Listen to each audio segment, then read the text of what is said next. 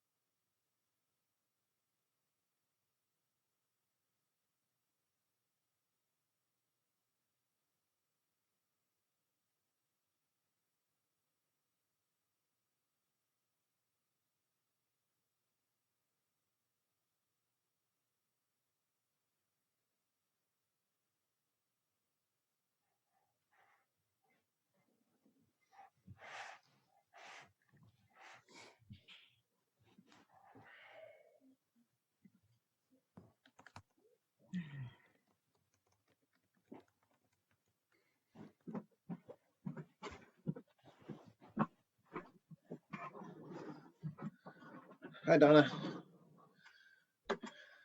Hi, Randy.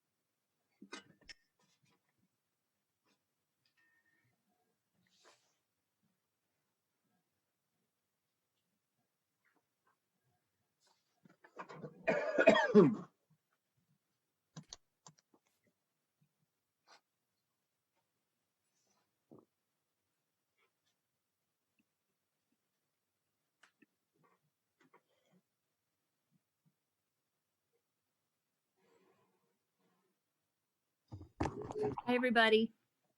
Hey, Lori. Lori. Kim. Hey, Lori. How's it going?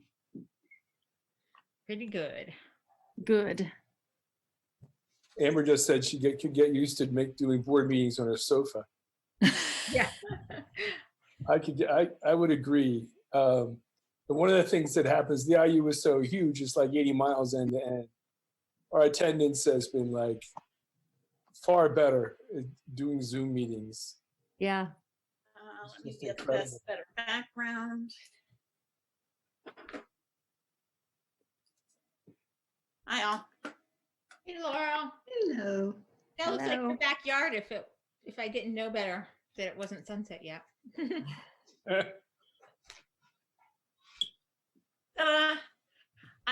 I hate the way I bobble around on this. It's awkward. Hi,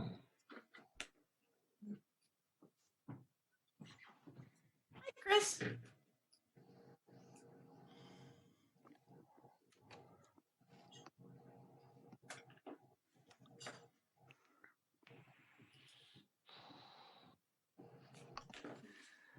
Check.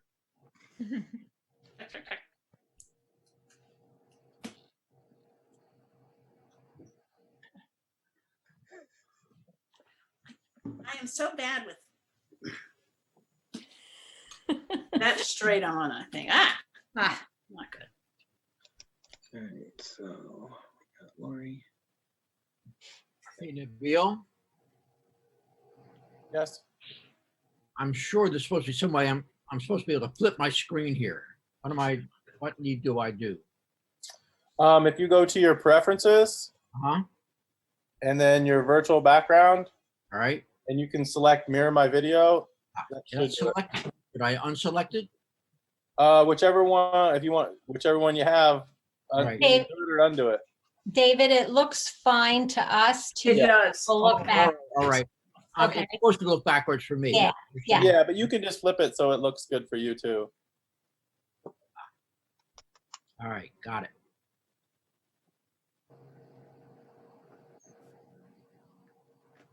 Hopefully, because it's night and no one else is using, I hope, Zoom, I'll be able to keep the video going without it sounding warbly, without the audio sounding warbly. Everybody looks and good, sounds good so far. It's more how it sounds to me than how it sounds to you. Because when when everyone's been using Zoom, people get sort of a reverb thing in my ear.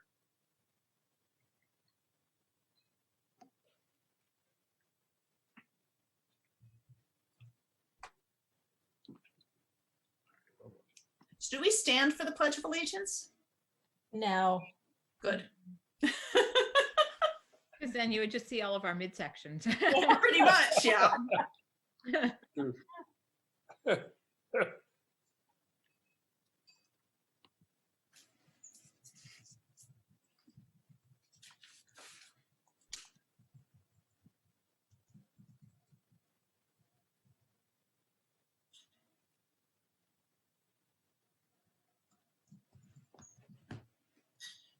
So do we have anyone from the public?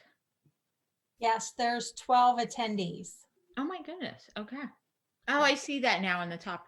Yeah. Okay. And is there a way to see who they are? Oh, yeah. Yes, if you click on that tab, on I the see. attendees tab, Okay. they're listed. There's an, oh, I see. Yep. And are they in yet, or do you start that when? So they are in, they're viewing. So when you call for public comment, Mhm. they will alert Nick with the raised hand feature. Great. He will let us know. Sounds good. Thank you. And Jim, are you there, Jim? Yeah. You had sent us a thing about how to put up put up a photo instead of the black screen. Is Yeah. it under preferences? I think it's under advanced features. Okay, maybe that's why. Actually, you have to set up your picture in your profile, and then when Yeah. you stop your video, your profile picture comes up. In my profile. Yeah. Amber, it's 7, so whenever you're ready, I think we can get going. Okay. There's a profile. Okay then. All right then.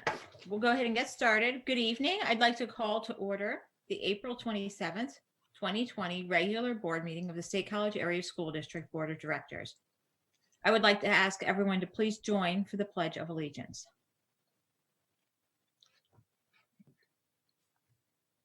I pledge Pledge allegiance Allegiance to the flag Flag of the United States of America and to to the Republic republic which which stands one one nation nation under God, God, indivisible, with with liberty liberty and justice for all. Thank you. I'd like to welcome everyone this evening who's viewing with us remotely, and I'd like to announce that the board held an executive session on April 6th and April 20th regarding negotiations and personnel. I would like to alert you to one change on the agenda this evening. We have moved the 2020-2021 textbooks to be presented prior to budget development. Board members, with an agenda before you, are there any other changes? Okay. All right, seeing none, then we'll move on. Dr. O'Donnell has some housekeeping items for this evening. Thank you. Regarding some of the housekeeping items that we'd like to share, due to Governor Wolf's mandated school closings and stay-at-home order as a result of COVID-19, this will be a virtual meeting via Zoom webinar. Before we begin, I would like to note that Nick Zepp will serve as host of tonight's virtual meeting.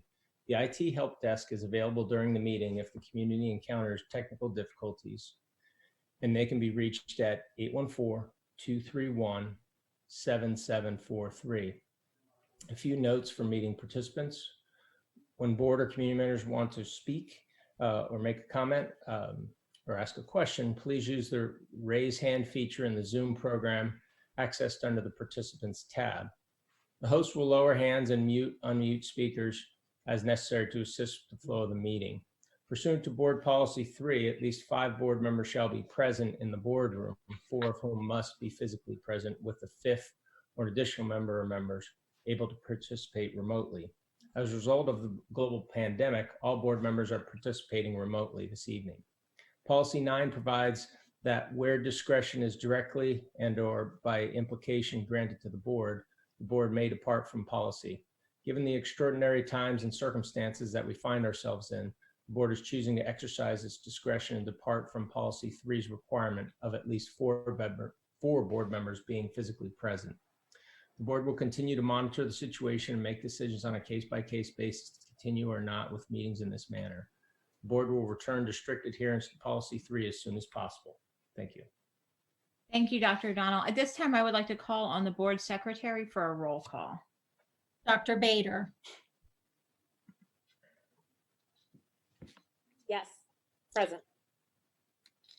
Ms. Bedell, Here. Ms. Brandt, Here. Ms. Concepcion, Here. Dr. Duffy, Here. Mr. Fozard, Here. Mr. Hutchinson, Here. Mr. Leos,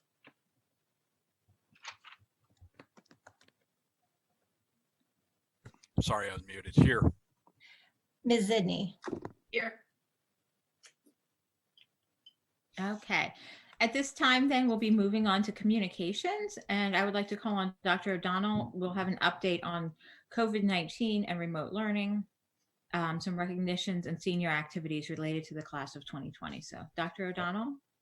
Thank you. Last week, we did have an in-depth discussion with the Culture, Climate, and Learning Committee members regarding our remote learning plan. Later on this agenda, we will have an opportunity to reflect on that discussion and field any questions beyond what we discussed last week. As we shared, the entire plan is outlined on our website and being facilitated through our faculty and principals. And this week was a pretty big step for our K-5 world to begin a little bit more opportunities there. However, we have really truly scaled back in a K-12 manner to what we had been doing. So that'll be a little further on the agenda. I do want to recognize that we still have and plan to continue our food service program through the summer months.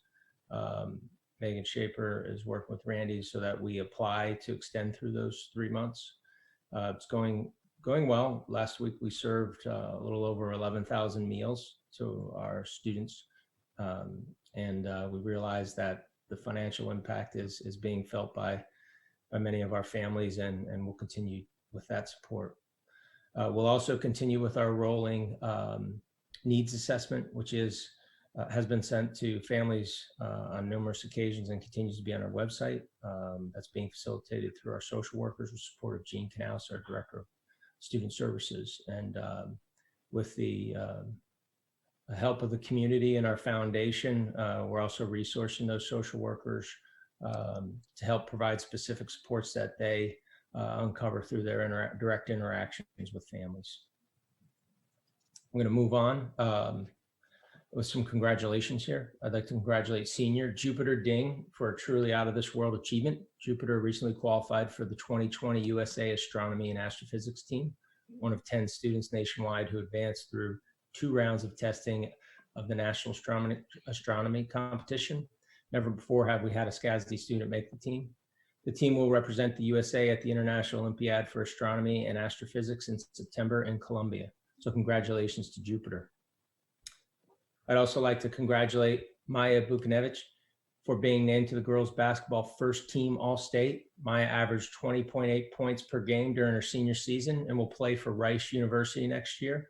I'd like to wish her continued success at Rice, and it's been a fun 4 years watching Maya play for our girls team. And now I'd like to thank our community for its the generosity that I mentioned earlier. During the past few weeks, as families grapple with the economic fallout of the pandemic, first, our foundation has raised more than $90,000 in donations to provide emergency support for our families in need. Contributions have helped cover groceries, utilities, transportation, other basic necessities. Also, families donated almost $18,000 in school meal account balances owed to them, giving the money to food services to settle accounts that were in the red. Leftover funds will be used next year for students in need so that nobody goes hungry at school. Thank you, one and all, for your willingness to assist your neighbors in a time of crisis. Your caring spirit makes me especially proud to call this community my home. And the final update that I have pertains to former SCASD Superintendent Sel Whitaker. Passed away earlier this month. We did express our condolences on behalf of the board to his family. I've been communicating with his daughter, Kathy, as well as Patricia Best, former SCASD superintendent who had remained in contact with Sel. I've only spoken to Sel twice. When I first started here, he was in Pittsburgh, and he had a couple conversations with me during my transition time period, and I was grateful to him for that. So I just wanted to share that sad news to the board. That's all that I have. Thank you. Thank you, Dr. O'Donnell. At this time on the agenda, we have our legislative update. David Hutchinson, can you fill us in on anything you know that of relevance? My apologies there. The big news, of course, is that we were able to defeat the amendment to, oh, geez, I'm looking forward here. My apologies. The tax freeze amendment was withdrawn under pressure from our membership largely. And so that's good news. A number of districts are really struggling with what to do with their tax situation for next year. And so we found another way around it, but obviously that was a very big deal. The other thing I'll mention very briefly is that the annual advocacy day that we have in May has been moved to a virtual event, and I'm not entirely sure what that looks like just yet, but stay tuned for details on that. That's what I have. Okay, thank you. And then next we have the Center Region Council of Government report. Gretchen, is there anything to report there at this time? Yes, there are 5 items. And the first is that, as you're probably aware, the census is being done right now, and everybody probably received a survey in the mail with a link to fill it out online. And nationwide, it's about 50% participation. Pennsylvania statewide is about 50%, but state college area is about 32%. And so the COG is really trying to encourage people to go ahead and fill that out. And not to pick on Patton Township, but I just have to say they only have a 17% response rate so far. So for anybody who lives there or has neighbors or friends there, let them know they really need to fill that out. It'll go on until the end of October. It's been postponed due to the pandemic. And those numbers will be due to the states in July of 2021 in order for there to be time to give to the state legislatures for legislative redistricting for the November election. So that's important that people go ahead and fill that out. Also, the second thing I wanted to report on is that the Parks and Rec Comprehensive Plan Committee, steering committee that I was a part of has been officially disbanded. So that work is all complete. And as you all know, SCASD went ahead and submitted their comments, and that's part of the permanent record now. And that is now complete. The third thing is that the COG is in the process of forming a climate action and sustainability committee. And in addition to that, it sounds like they're going to possibly restructure their committee system. And in particular, why I brought this one up is because of the solar purchasing power agreement that the school district has been a part of, actually a leader of in that group, in addition to some work being done within our district from actually interns from Penn State who are conducting some greenhouse gas inventories in different schools right now. And then in addition to the policy committee working on a sustainability policy, and combining all those things together, I had thought when I found out that the COG was forming this sustainability committee, that perhaps we might want SCASD representation on that committee, since it's really a region-wide effort. So we'll see what happens with that in the future. And then the fourth thing I wanted to bring up is that, well, there's a new executive director for the COG. James Steff has retired, and I have not met the new director because, well, we've had no possibility to do that with the pandemic having hit right at that transition.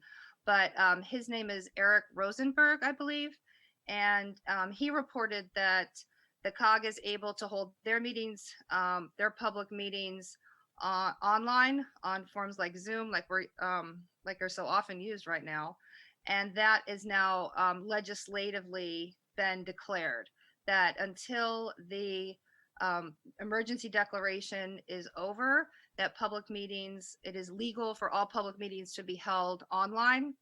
And I found it a bit comforting that it was stated specifically until the emergency is over, so that it sounds like the plan is to return to face-to-face meetings once that's possible.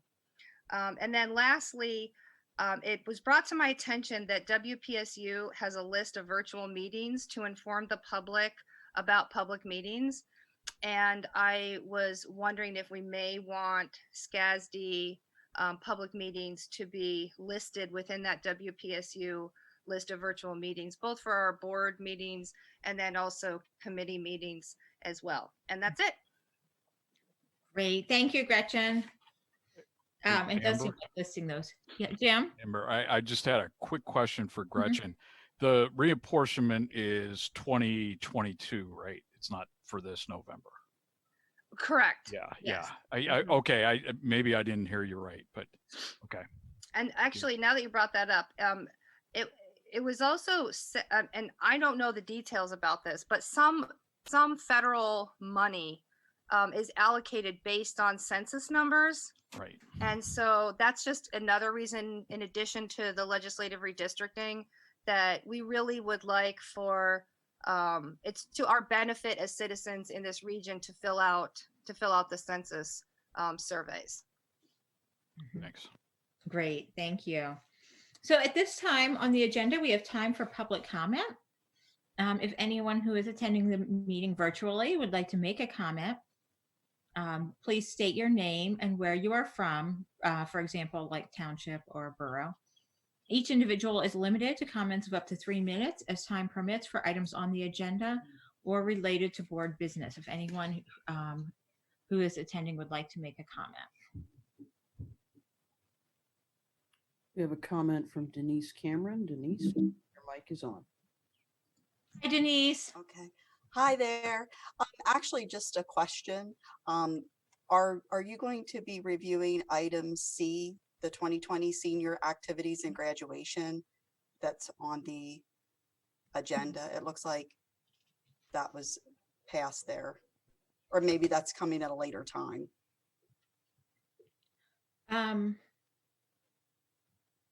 Dr. O'Donnell, do you have, Sorry, that's my fault. I can, Mr. Johnson has shared what details we have at this point. I was going to simply review his email in relationship to, we're working on awards processes for graduation, which we will be doing a remote graduation. And senior student leaders have been collaborating with Curtis regarding the details around that. Our ceremony will include speeches, recognitions of every individual student in the class. And then I know Curtis is in discussion with students regarding the potential of interest to have some type of a reunion next year, this coming year, once we're through the virus window. And as more information comes forward, the details, we'll share that out. I know that we're in the plans for how we'll do the end of the school year process with gathering student resources, their Chromebooks and textbooks and those things. We won't be able to have the typical senior picnic, it looks like, at this time. I don't have anything further than that high level update from what he shared with families at this point. okay, Thank thank you. All Okay, thank you. right. Was there anything else? Okay. Is anyone else in attendance interested in making a public comment? Okay, seeing none further, I'd like to move on to routine approvals at this time. If we could have a motion to approve the routine approval listing as presented on the agenda. Moved. Second? Okay, that's been moved and seconded. Are there any questions or discussion on this item? Amber, just a Yes, point Jim? of order. I Oh. thought we were supposed to announce our name and then say, when we make a motion. So just for the Make record. sure that Yeah. that Lynn is able to record correctly. Yeah, so I just wanted to make that point of order. Thanks. Okay, so, so we had a Scott- motion and a second from, Counselor Hart did the motion. okay, thank you. Lori Bedell, second. Got it. Great. Thank you. Okay, are there any discussion around any of the items on routine approvals then? Okay, seeing none, we'll have a roll call vote. Mr. Leos, Yes. Ms. Zidney, Yes. Dr. Bader, Yes. Ms. Bedell, Yes. Ms. Brandt, Yes. Ms. Concepcion, Yes. Dr. Duffy, Yes. Mr. Fozard, Yes. Mr. Hutchinson. Yes. Yes.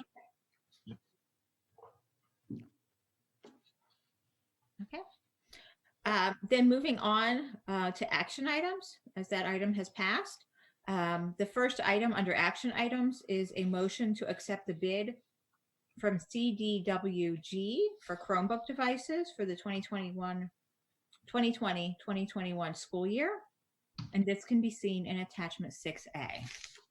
Jim Lee is so moved. Counselor second. Okay, that's been moved and seconded. Is there any questions or discussion on this item?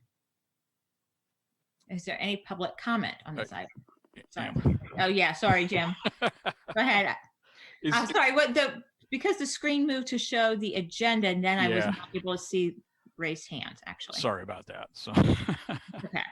okay. I guess Nick's on. So the question is, these are the ones with that fold back. These are where you can have multiple positions. Is that Jim, I can't answer that. I'm not sure if Nick Okay. can. I think Justin's in the waiting room, and I think Nick's on the call Yes, too. Justin can speak to that a little bit better. Let me see if he is connected.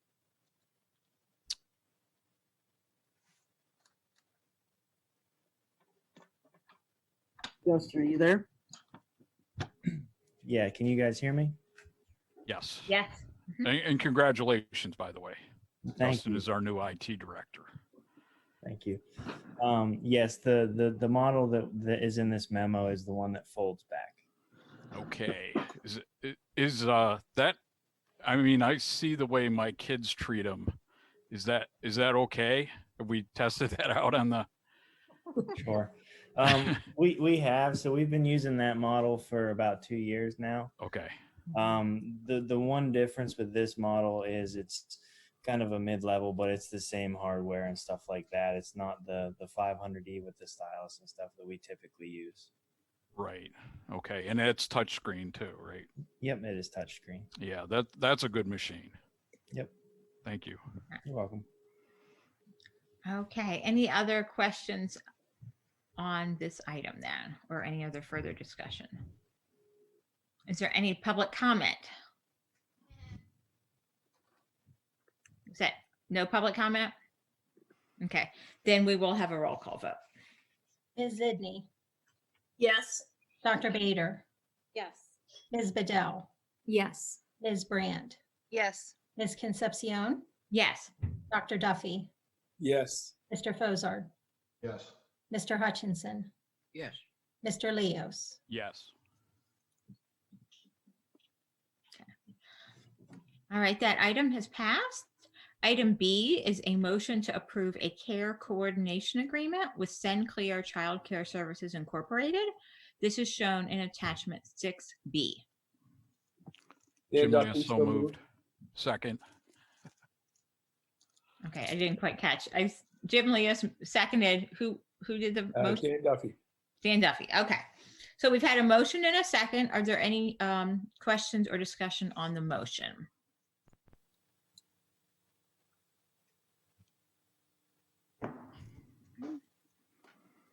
Seeing none, then is there any public comment on this item? Okay, then we'll have a roll call vote. Dr. Bader, Yes. Ms. Bedell, Yes. Ms. Brandt, Yes. Ms. Concepcion, Yes. Dr. Duffy, Yes. Mr. Fozard, Yes. Mr. Hutchinson, Yes. Mr. Leos, Yes. Ms. Zidney. Yes. Okay, that item has passed. Item C is a motion to approve high school project change orders as shown in attachment 6C. Lori Bedell, so moved. Scott Fazard, second. Okay, that's been moved and seconded. Any questions or discussions on the change orders then?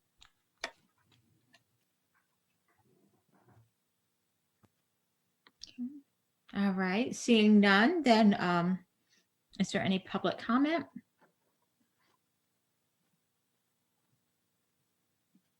Okay, then we'll have a roll call vote. Ms. Bedell, Yes. Ms. Brandt, Yes. Ms. Concepcion, Yes. Dr. Duffy, Yes. Mr. Fozard, Yes. Mr. Hutchinson, Yes. Mr. Leos, Yes. Ms. Zidney, Yes. Dr. Bader. Yes. Okay, that item has passed. Item D is a motion to approve Memorial Field change orders as shown in attachment 6D. Dan Duffy, so moved. Gretchen Brandt, second. Okay, that's been moved and seconded. Any questions or discussion? Okay, any public comment? Okay, seeing none, then we will have a roll call vote. Ms. Brandt, Yes. Ms. Concepcion, Yes. Dr. Duffy, Yes. Mr. Fozard, Yes. Mr. Hutchinson, Yes. Mr. Leos, Yes. Ms. Zidney, Yes. Dr. Bader, Yes. Ms. Bedell. Yes. Okay. That item has passed. Item E is a motion to approve the bid award to the low bidder for the Easterly Parkway roof project as shown in attachment 6E. Gretchen Brandt, so moved. Jim Leas, second. Okay, that's been moved and seconded. Any questions or discussion on this item? Okay, any public comment? Okay, then we will have a roll call vote. Ms. Concepcion, Yes. Dr. Duffy, Yes. Mr. Fozard, Yes. Mr. Hutchinson, Yes. Mr. Leos, Yes. Ms. Zidney, Yes. Dr. Bader, Yes. Ms. Bedell, Yes. Ms. Brandt. Yes. Okay, that item has passed. Item F is a motion to approve the bid awards to the low bidders for the construction of the elementary school playground projects This is shown in attachment 6F. Lori Bedell, so moved. Dan Duffy, second. Okay, that's been moved and seconded. Are there any questions or discussion?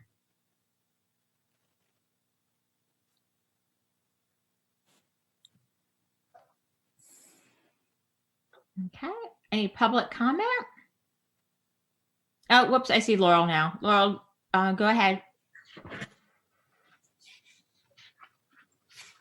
I think she needs to. Sorry, it took me a while to find the different buttons that were. I get it. Yep.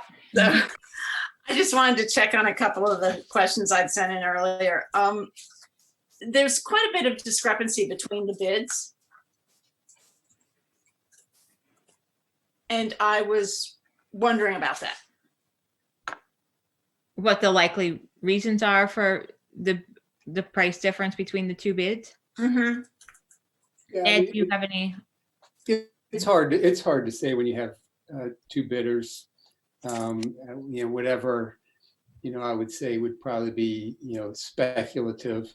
If you look at the previous bid we had on roofing, while the 1 and 2 bidder were very close, if you look at the 1 and 5 bid, 1 bidder compared to the 5 bidder, there was, probably, similar discrepancy to what you have in this bid.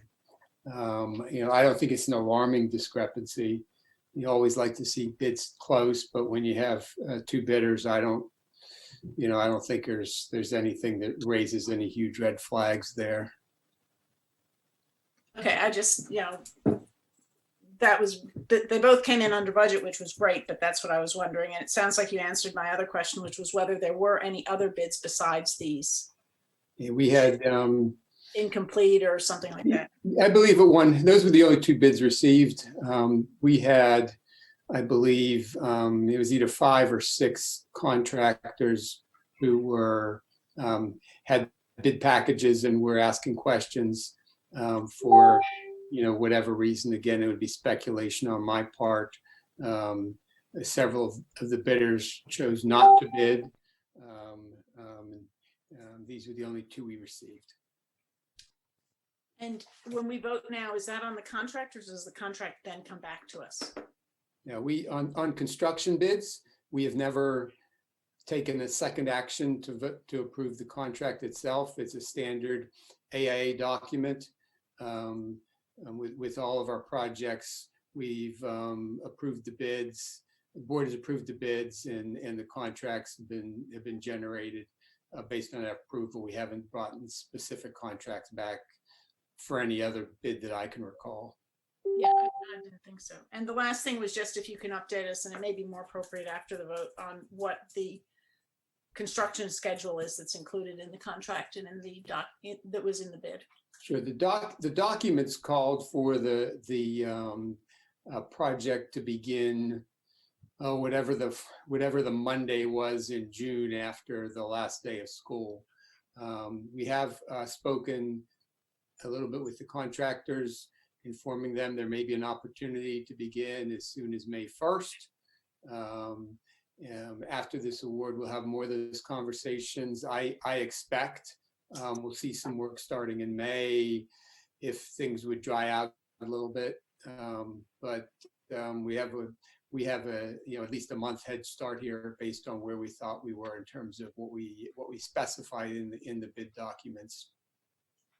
Great, thank you very much. Okay, any other questions or discussion? Okay, any public comment? Okay, then with that, we'll have a roll call vote. Dr. Duffy, Yes. Mr. Fozard, Yes. Mr. Hutchinson, Yes.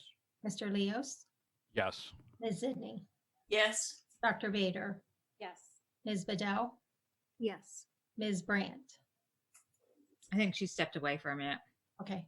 Ms. Concepcion, Yes. Oh, there she is. Ms. Brandt. Yes. Okay. Okay. So with that item has passed. Then the next item G, is a motion to approve the amended and restated right-of-way agreement with Columbia Gas for Memorial Field. This is shown in attachment 6G. Lori Duffy, so Bedell, so moved. moved. Lori Bedell, second. Okay, so that has been moved and seconded. Are there any questions or discussion on this item?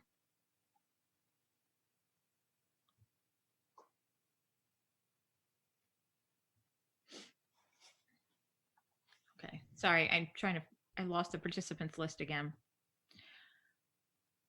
Okay, so seeing no questions or discussion, any public comment? Okay, then we'll have a roll call vote. Mr. Fazard, Yes. Mr. Hutchinson, Yes. Mr. Leos, Yes. Ms. Zidney, Yes. Dr. Bader, Yes.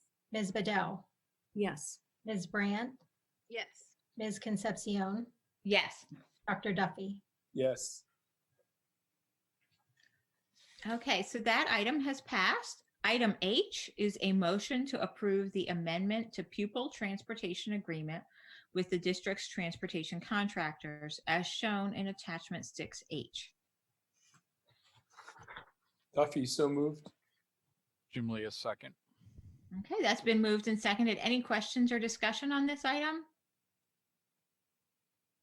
Ms. Concepcion, I'd just like to thank the contractors for their willingness to work with the district on this agreement. They are willing to waive their increase for next year, and we're very pleased to continue to partner with them. Yeah, it's been really helpful. Thank you. Thanks for working on this. Any other comments or discussion? Okay. Any public comment? Okay, seeing none, we'll have a roll call vote then. Mr. Hutchinson, Yes. Mr. Leos, Yes. Ms. Zidney,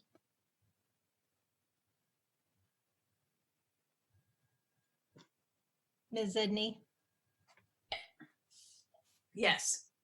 Dr. Bader, Yes. Ms. Bedell, Yes. Ms. Brandt, Yes. Ms. Concepcion, Yes. Dr. Duffy, Yes. Mr. Fazard. Yes. Okay, that item has passed. Item I is a motion to approve an MOU or a memorandum of understanding with the Act 93 administration. This is shown in attachment 6I. Scott Fazard, so moved. Jim Lee, a second. Okay, that's been moved and seconded. Any questions or discussion on this item?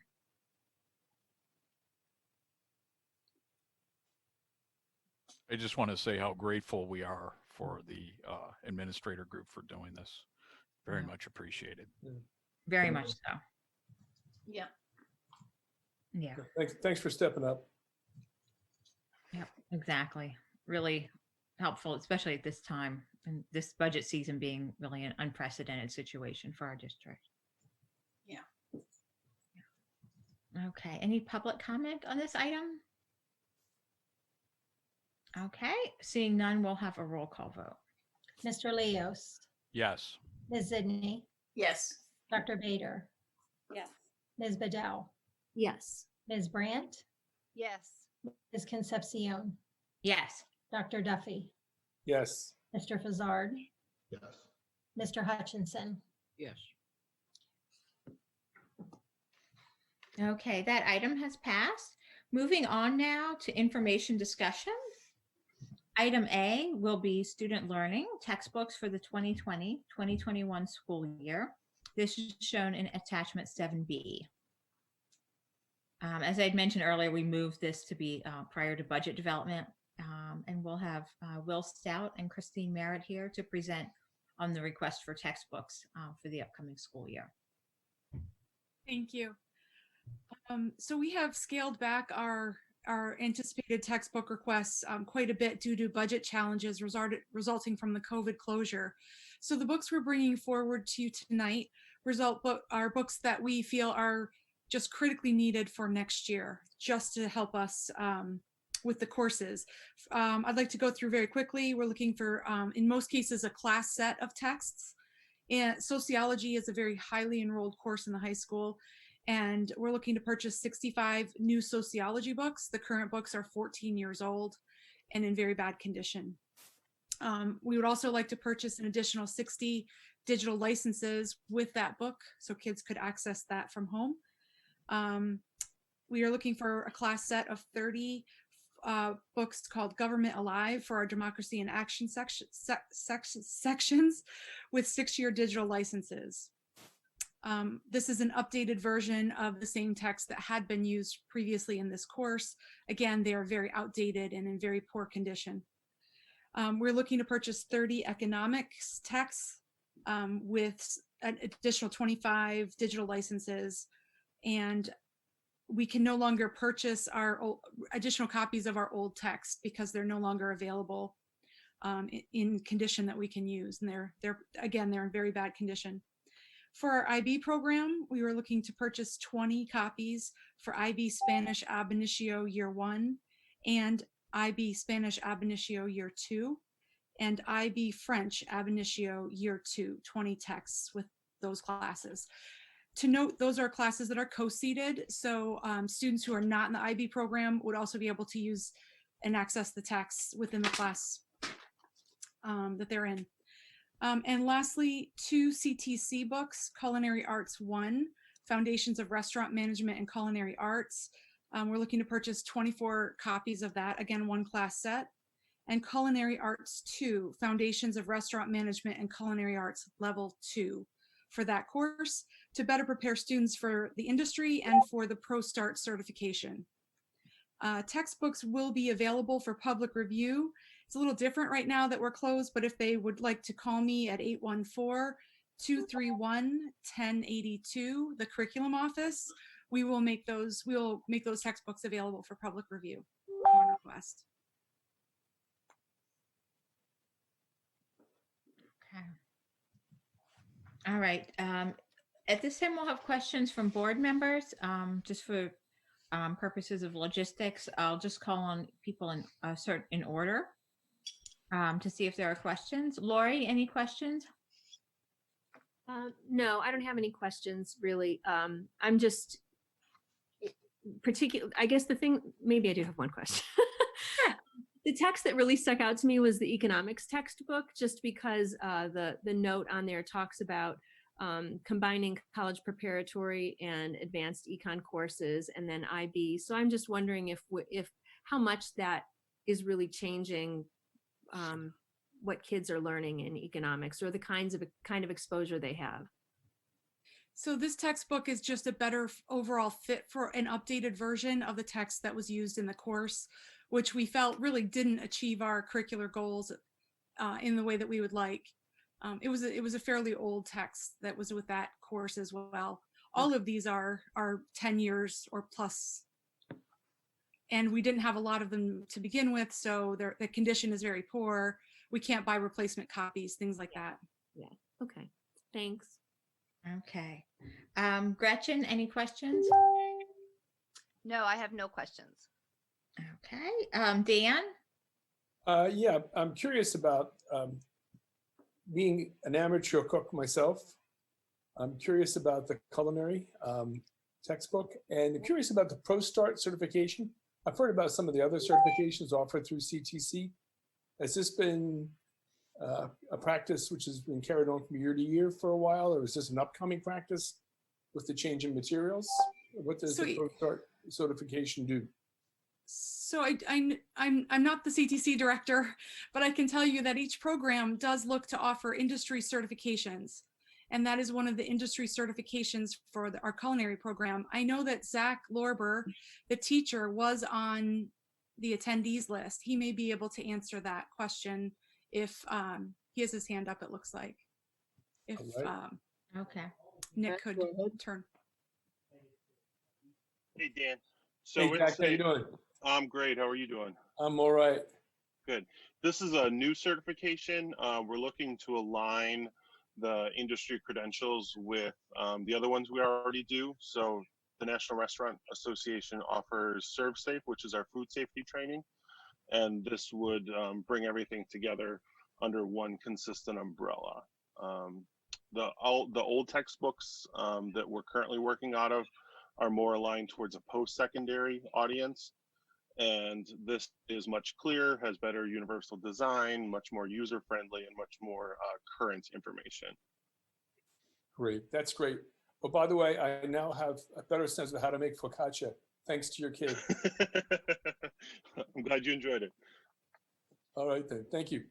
You're welcome. Okay, Amy, any questions?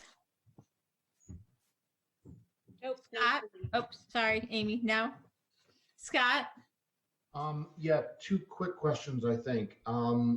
There's a reference on some of these, books being 10, 14 years old.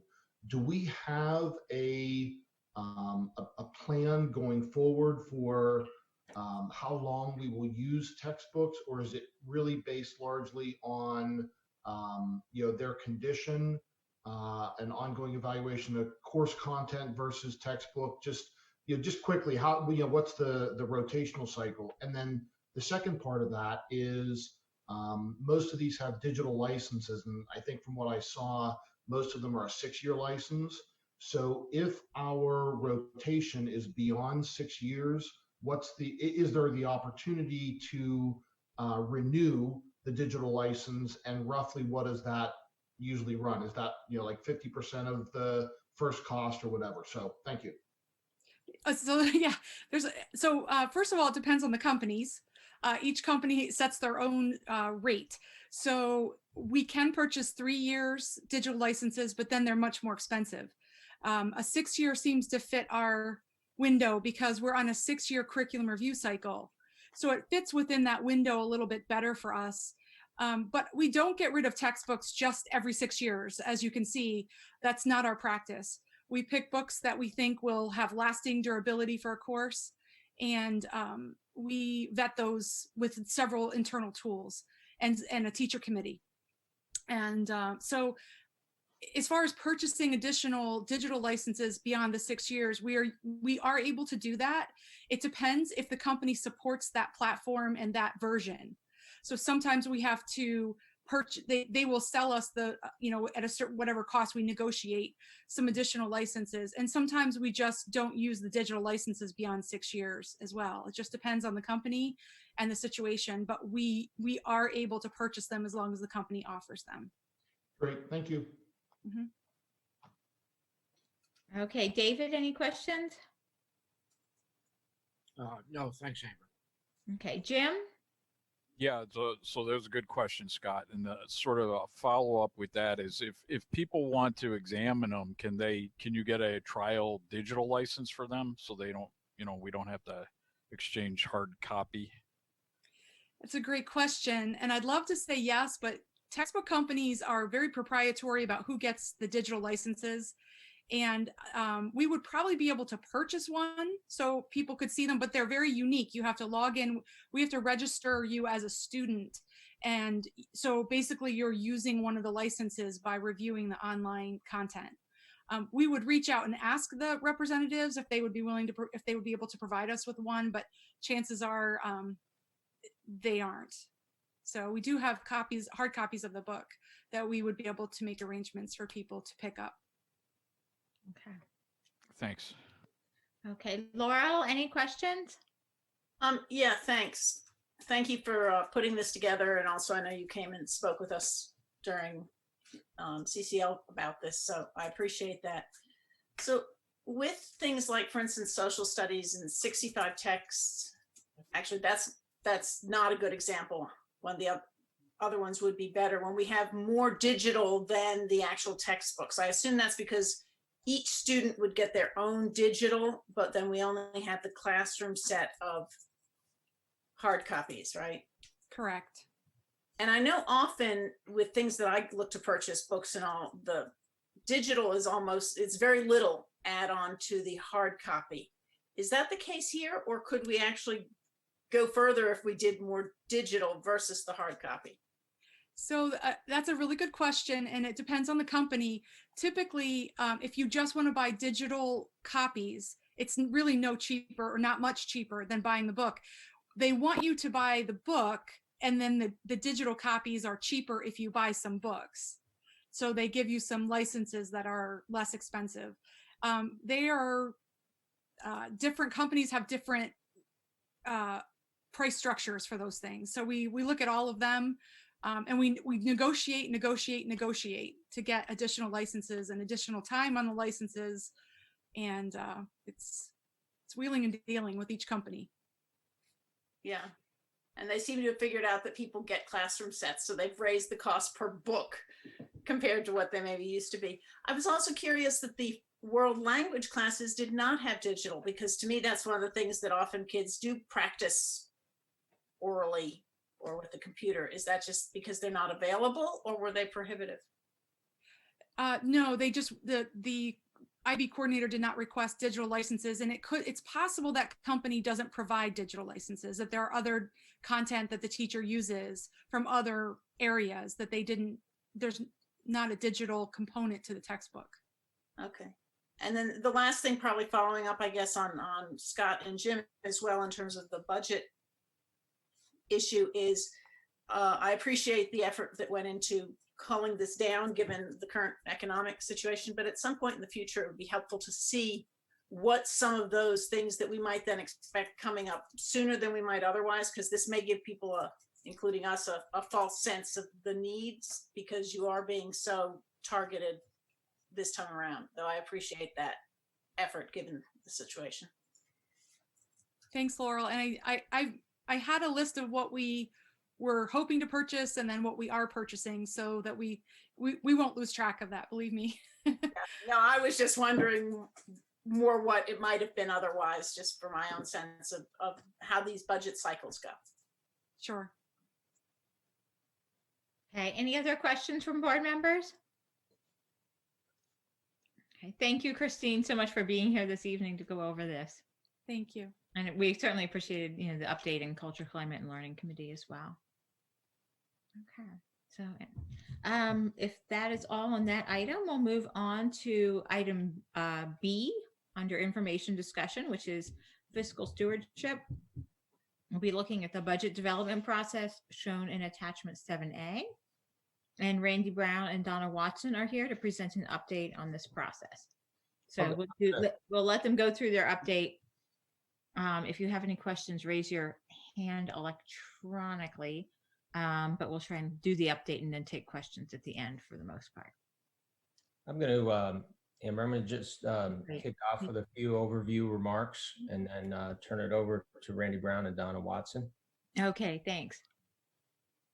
Before I begin those, I thank Christine and Zach. And just in case your family's getting bored of your cooking, you can go on to Zach's YouTube channel that he has for our State High Culinary Arts. And there's a lot of ideas that I think are a little too complicated for my skill set, but I just wanted to share that with you. He's very open with his skills and be a good resource there. So now shifting on to the budget. As we discussed at our last meeting, the pandemic has really impacted our budget development process in a difficult manner. Since early March, our finance team's been working to study the impact, as well as help us analyze our situation to also restructure several aspects of our budget proposal. As we plan the specifics to this proposal, our priority will be to limit the impact on student experiences. And this will be referenced as we enter or encounter difficult decisions during the next few months. For tonight's meeting, our finance team is going to present some more detail and refined financial projections than we have looked at in the past. Between now and June 29th, we will have 7 budget-focused meetings to review our projections and refine estimates, which are impacted by the local, state, and national economy. We'll also bring forward more details regarding impacts to student experiences, as well as discuss expenditures in detail. Our current estimates are based upon several important factors. I did mention in an email earlier today regarding our assumption that Penn State returning to session in the fall and the district being in classrooms with normal operations. Obviously, that's subject to change.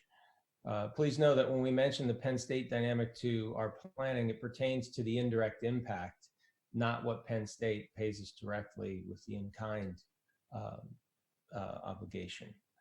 What I mean by the indirect is all the economic impact of all of their students being in our community. And I just want to state that because we have many conversations with Penn State leaders regarding the challenges that they and we are facing. And we were very appreciative of that, those planning conversations. They have some dynamics that take it a little further, obviously, than us. And they also have 22 campuses. But in regard to our state college area community, we collaborate with them around the situations here in our own community. And we're grateful for that. So I'm going to turn the discussion over to the finance team to provide further explanation of their work leading to the current proposal, as well as an additional scenario being considered. So I'd like to thank Randy and Donna and turn it over to them. Thank you, Dr. O'Donnell.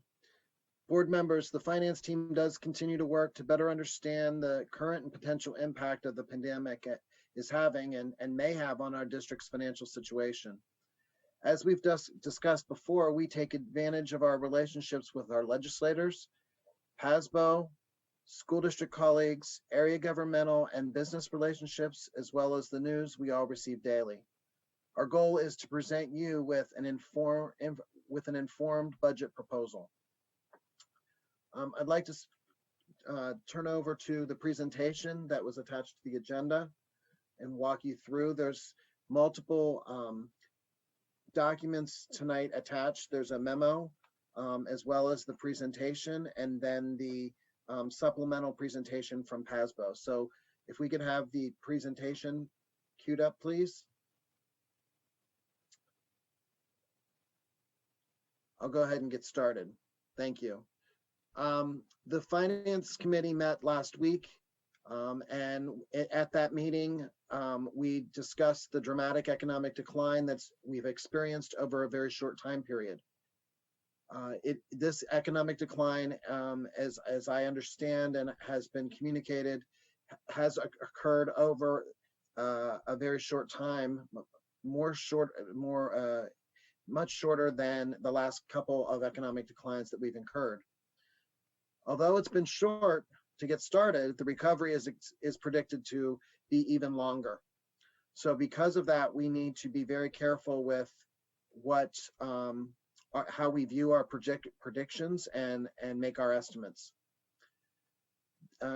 Dr. O'Donnell mentioned again the Penn State impact and how we are taking into account that Penn State is going to be online for the summer of 2020 and that they are hopefully returning to the classroom in the fall.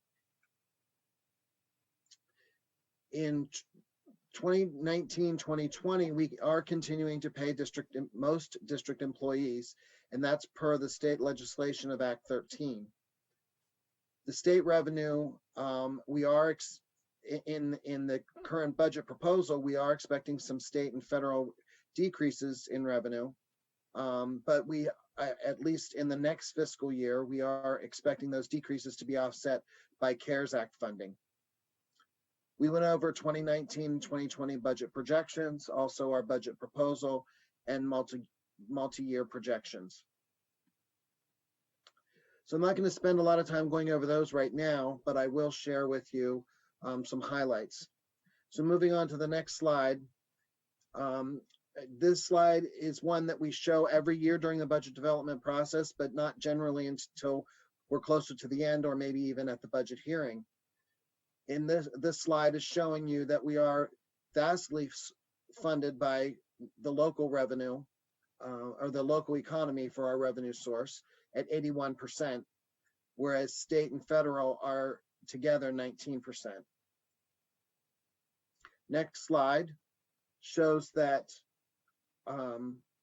of that 81% local revenue, 80% of that comes from real estate, and the next highest share is earned income tax at 18 million, which is 13%.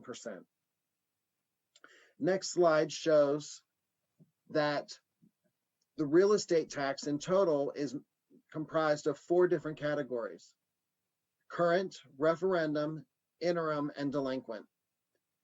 Current and referendum are actually the same, except that referendum is an amount broken out by the, because of the referendum vote that took place several years ago for our high school project. They are both billed on July the 1st. Interim taxes are taxes that could be billed in February or in June for properties that were not occupied on July 1st when the regular billings went out, or the current billings went out. The final category of real estate tax would be delinquent.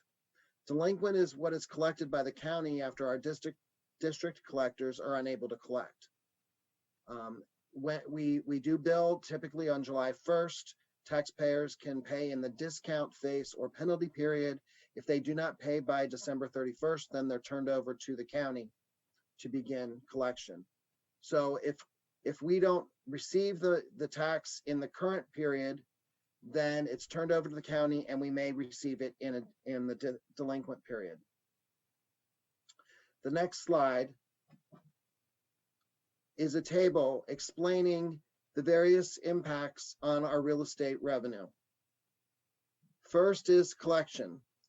In our March 2nd, 2020 budget projection for the next fiscal year, we had assumed a collection percentage of 97.1%, which was very accurate based upon our experience over the last number of years. We've revised this projection down to 95%. When we made that assumption, our estimated revenue has dropped by $2.3 million. We also talk about assessed value growth. Assessed value growth comes from two categories. One is new properties coming onto the tax rolls, whether they're brand new properties or there are improvements to properties, or there could be a reduction based upon a property being demolished. Assessed value growth also can be decreased. We can experience a decrease when a tax appeal is completed by a property owner. Typically, on average, our assessed value growth in recent years has been 1.2%, and that's what we were projecting. Right now, we've moved it down to 0.8% because we are concerned about assessed value, or assessed value tax appeals. And the third way that real estate tax can change is the rate of the increase, or the tax rate. We had been proposing or included in our proposal a 2% tax increase. We are limited by the Act 1 index of 2.6% for this year. But as we presented at the last board meeting, and I believe that we have board support, we are proposing no change in the tax rate, so that projection would be 0. So this new proposal has a loss of $2.1 million of real estate tax revenue. So these three layers of impacts on our real estate tax revenue are causing us to lose just under $5 million. Is there any questions on this slide? Okay. The next several slides I'm going to fly through fairly quickly. Go ahead. Thank you. These are slides that show our historical change by percentage or dollar value on the same graph, starting back at 2007 and 8. And then they also look at the current year, the budget year, and then also a couple years in the future from our projections. This shows the change in our current real estate tax revenue, as I said, by percentage or by dollar amount. And you can see that right now in 2021, we have a significant decrease in our real estate tax revenue. You can go to the next slide, please. Hey, Randy, it's Scott. Yes. Hey, I'm sorry, quick question on that slide. So the decrease on that, just to make sure I understand, that decrease as it would relate to a budget would be solely related to the collection, because everything else would be a reduction in an increase. Is that correct? Can you say that again, please, Scott? So, we're proposing no tax increase at 0 in the in the proposed budget. Correct. So when we have a decrease in the revenue that you're showing in 2021, that decrease is because of the increase in delinquencies over the prior year, because all the other changes that got to your just under $5 million of revenue decrease, they were reductions to prior increases. So they wouldn't be actual revenue decreases. They would be, they would be decreases to what you previously projected. Yes. Yes. Okay, thanks. Sure. So we move on to the next slide. Thank you. This is the interim real estate tax, just breaking out this one component of real estate taxes.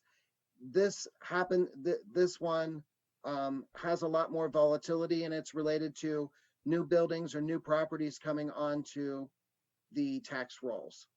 And it's also a much smaller amount of money, so we are not overly dependent on this. It's more of a gain whenever we have this, and it's all related to timing.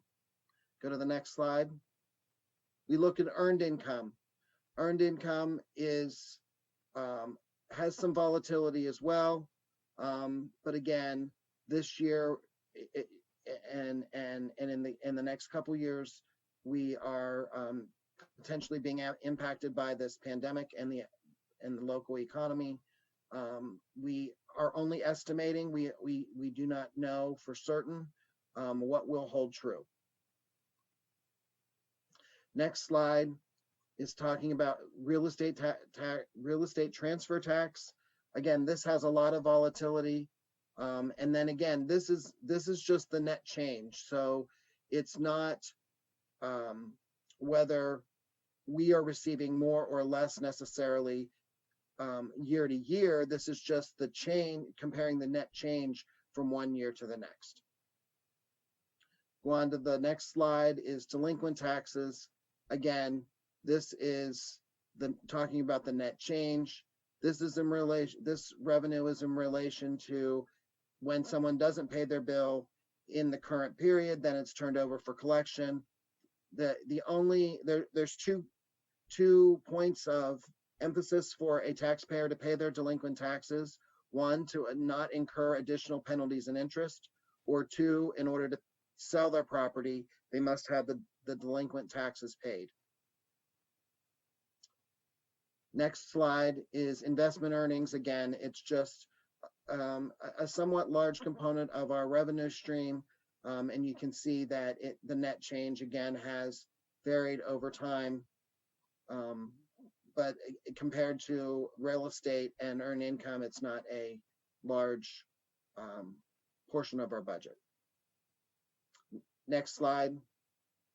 And this slide is just taking the summation of all of those net changes and putting them together in the local revenue category. Go on to the next slide, please.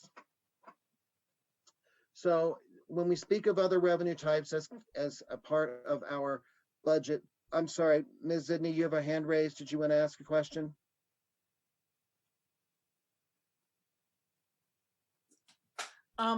Thank you. Sorry.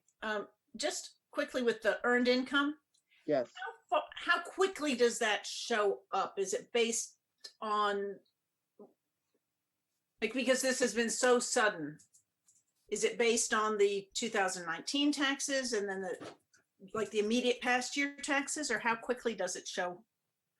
So earned income tax is for those that are employed. The employer would withhold the earned income tax and then remit to the collector, who then remits to the school district. And so as employees are coming off the tax rolls and those dollars are turned over to the collector and then the school district, it could be a matter of as little as a month for us to start seeing a decline in the earned income tax. Okay, that's very helpful. For some reason, I had thought it was backward looking, but it's really pretty immediate then. It has a backward looking for those that are self-employed, but because most people are, the vast majority of taxpayers are employed and have that tax withheld by their employer, It's fairly current. It could take 1 to 3 months, depending on how quickly the employer is remitting.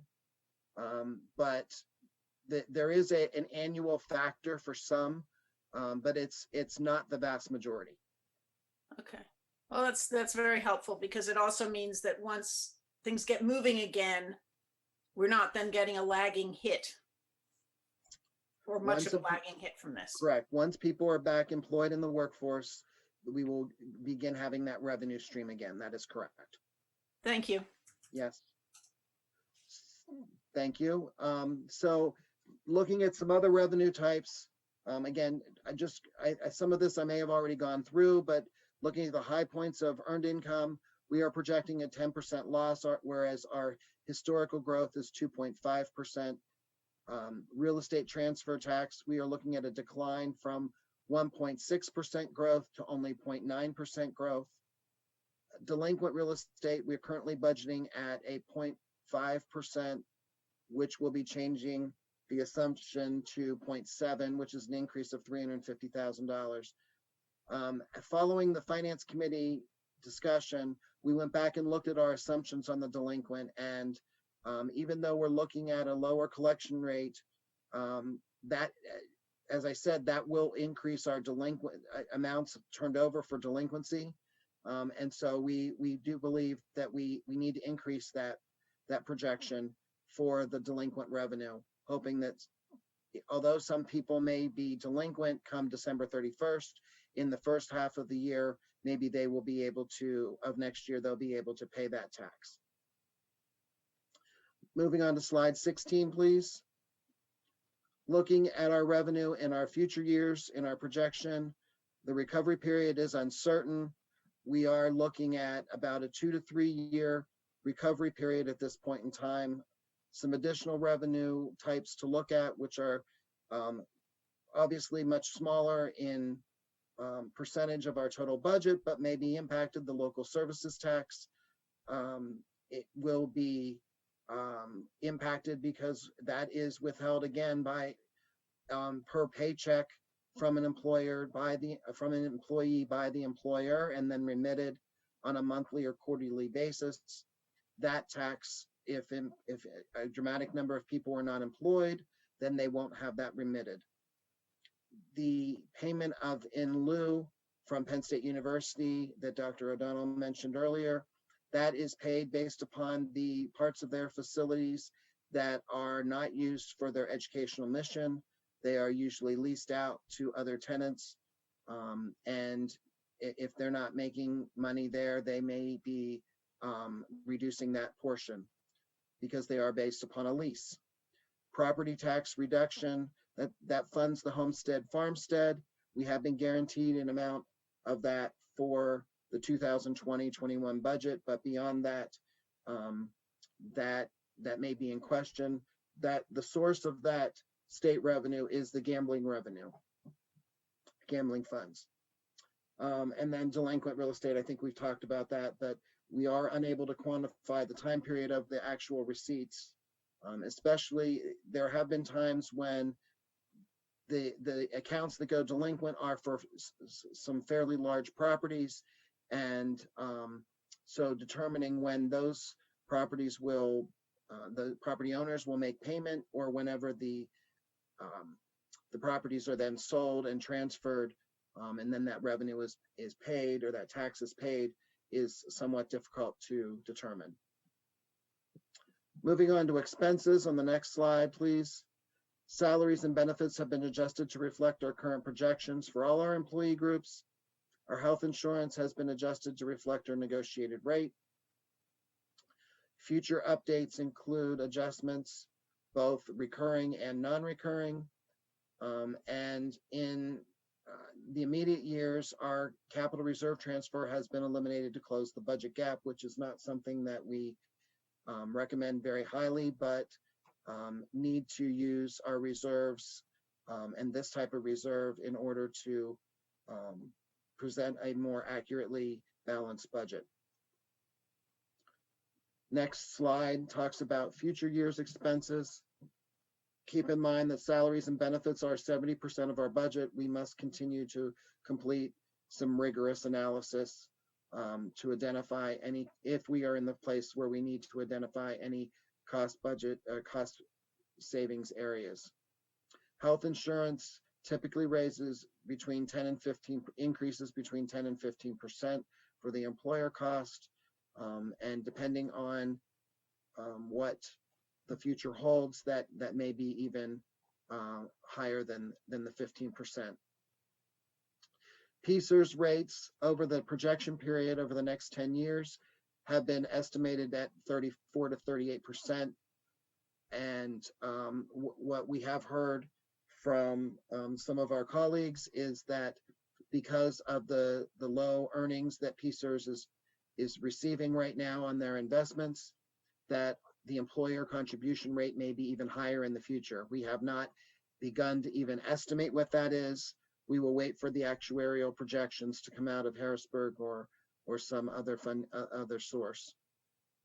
And capital reserve transfer, talked about that already briefly, but just in case someone's watching or participating in this meeting and isn't sure, those funds are necessary to facilitate, to provide for our facility needs and improvements. Going on to the next slide, this is really a placeholder. This is not for you to actually view. I'm sure that it's very, very difficult for you to see. This information is attached to the memo and one of the documents there. This is what I just want to show you, that this is 10 years of projections beginning with the budget year of 2021. If you move to the next slide, this slide is showing you year 10, the projected year of 2930. And what you'll see is something that makes accountants cringe, and that is a negative unassigned fund balance, especially this slide showing $77 million with a deficit. Please understand that we are, we have a history here in this district of looking out at the multi-year projections. And many of our decisions, especially our major facility and capital reserve funding decisions, it's very important to look at these projections. In these uncertain times where we are making some very quick, difficult estimates, we feel that we need to take a more strategic approach and look at a 5-year period. Although in the next 5 years, we're still talking about some significant estimates, but we really want to take a look at just a 5-year approach. Some factors to consider. Again, Penn State, I know that's been mentioned multiple times, but that's very important in our economy. That is the industry here, that is the students being in town, the folks working at Penn State drive our economy, not only to be able to pay the real estate tax, but also the assessed value, because if there ends up being a lot of student housing buildings that are not occupied, we could see tons of tax assessment appeals. Our high level estimates right now, I'm sorry, you can move to the next slide. Our high level estimates now show an additional $9.2 million in revenue shortfall if Penn State is not in session for the fall. And we believe that it's important that we prepare for those possible reductions. When I say prepare, that does not mean put them in place, but we are looking to make sure that we understand what is possible and what may be necessary if that does occur. And also we are preparing for the fact that our state revenue in the out years may decline beyond the CARES Act funding that we are expected to receive. Next slide shows our meeting schedule. We did include the last meeting, April 6th, just to show you all of the meetings that we have scheduled that are in this unique section of our budget timeline, budget development timeline period. And we have moved our final budget approval to June 29th. That will be a special meeting that day. We will have the budget hearing on June 15th. We've moved those late in the month so that we hopefully have the best information available to us from the state. We also have the best information available to us about the economy and possibly Penn State. We're looking at May 18th, which would be 2 board meetings from now, where you would be presented with your proposed final budget. And that would be presented not only using the schedules that we typically prepare for you, but also on the PDE required form entitled the 2028. So I know that you can take that slide down. Thank you.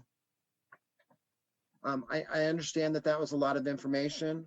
I referenced a lot of information that was shared at the Finance Committee meeting. And so I'll be happy to take any questions that you have.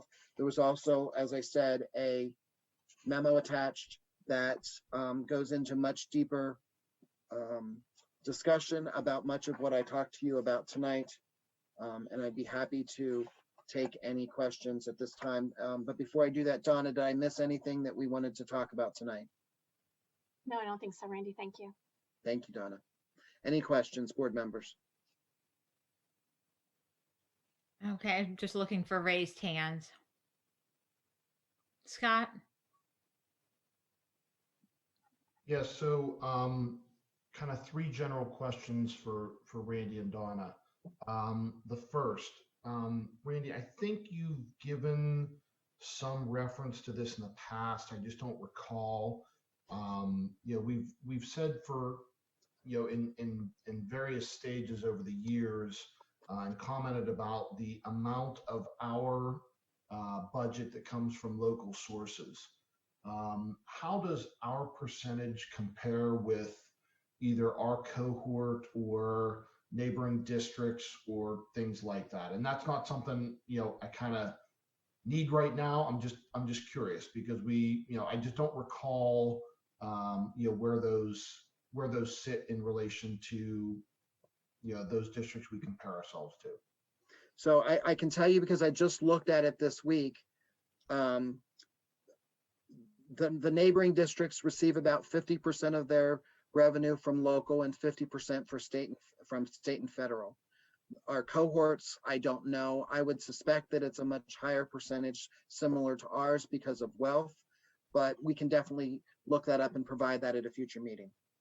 Well, I guess, you know, my point on it is, you know, as because we were what, at 81 correctly? Yes. Yes. So I mean, just a point out to who's ever following along that when we talk about the risk to our budget associated with what happens with Penn State, both short-term and medium-term, you know, and that being a huge driver of our local economy and therefore the local taxes that we would get from said economy, being at 81% driven versus, Randy, you said, you know, roughly 50% for neighboring districts. Yes. Obviously, that's a huge order of magnitude that we have, you know, a direct impact that doesn't get covered by some other source. So, you know, that's just, that was a question and a comment.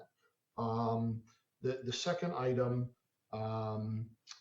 and you don't have to go to this, Randy, but on one of the budget development attachments, when you go through your 10-year projection, it looks like, you know, in between 21-22 and 22-23, we go from a revenue shortfall of just under 2 million to about 8.5 million in that 1 year budget time period. And then after that, it's pretty consistent in that 9, 10, 11, you know, $12 million shortfall range. And I know I think it's in 2021 and in 21-22, we have no item or no funding to, you know, the capital reserve. which is used to help offset some of that shortfall. But are there any other just large items that are driving that significant revenue shortfall that just kind of gets triggered in that 22-23 budget year as we look out? And the reason I ask it is, the hope, the expectation is that, obviously, as you said, the decline has been very sudden, very steep from an angle standpoint. The recovery is expected to be not as quick as the decline, but also not something that, where there was a fundamental issue, in the foundation of the economy beforehand. When people get back to work, theoretically, things should begin to turn around. So what is it that's driving that shortfall so far into those out years and then that trigger in 22-23? Does that make sense? Absolutely. So you mentioned the first thing is that in the budget year 2021 and then 21-22, we are not funding cap reserve transfer. In 22-23, we begin funding a $2.3 million cap reserve transfer. Also, in both of those prior two budget years, we are using excess fund balance that has been carried over from the prior year to help offset expenses to match revenue. That ends in these projections in 21-22. So it is a source of funds issue primarily. Correct. Yep. Okay. Thank you. So then the final question or comment, and I guess I raised this as a potential suggestion in the finance committee. I believe Laurel kind of referenced it when she mentioned a comment about the textbooks and what we might be leaving behind, and not thinking about some really specific accounting or anything like that. But I just think that it would be a good idea for us to somehow, and maybe you guys already have this in plan, and that's awesome. I just think it'd be a really good idea in some way to figure out what the impact is for COVID-19 on an ongoing basis, both to what's happening to us today, but similar to what Laurel said, to the things that are being set aside or placed on hold or whatever it might be, that again, we might all sit there and say, yeah, I'll remember that today, but in 12 or 18 months, will we remember that we didn't get this textbook or that textbook?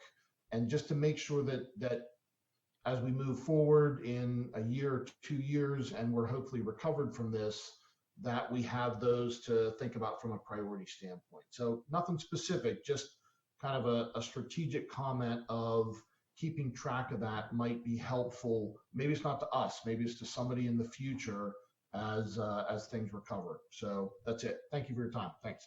Sure, thank you. Just to make a quick response to what Scott said at the very end, part of that is sort of a liability that's going to, some of those things are liabilities in a sense that are going to come due at some point. And so we're saving money in this budget cycle by not doing them. We haven't eliminated some of those expenses. They're still going to occur. They're more like deferred. Right. So I think it's important to make sure we're keeping track of those deferred expenses. Yeah. Thanks, Scott. Anything else? Okay. Yep, I'm good. Thank you. Thanks for letting me go on that long. Sure. Gretchen?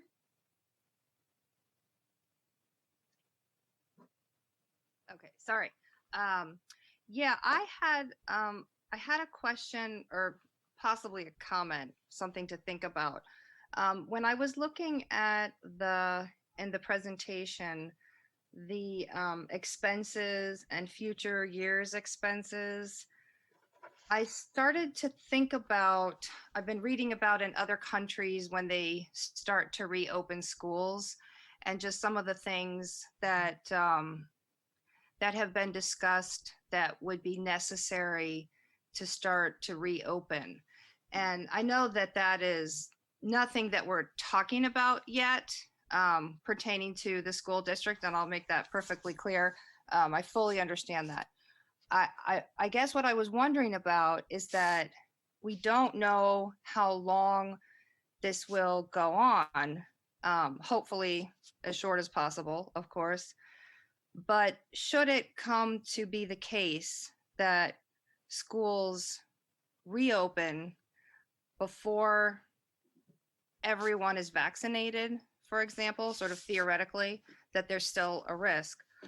From what I've been reading, there's substantial costs to provide any level of safety.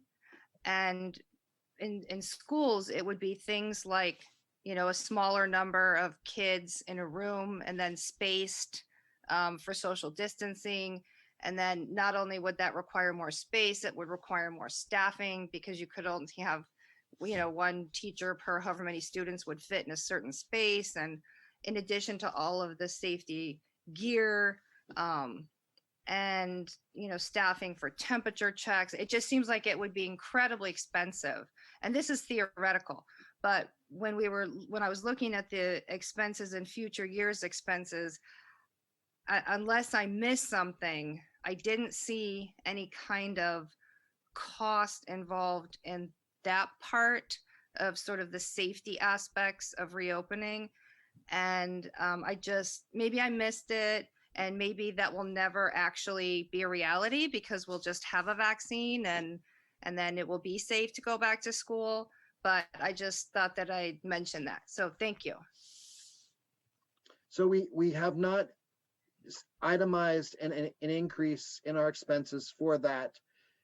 So you didn't miss anything. We are working to understand what possibilities might be. We always have some contingency, and then there's also discussions of certain areas in our budget where if we have something that we have to do, we may do without in some other case.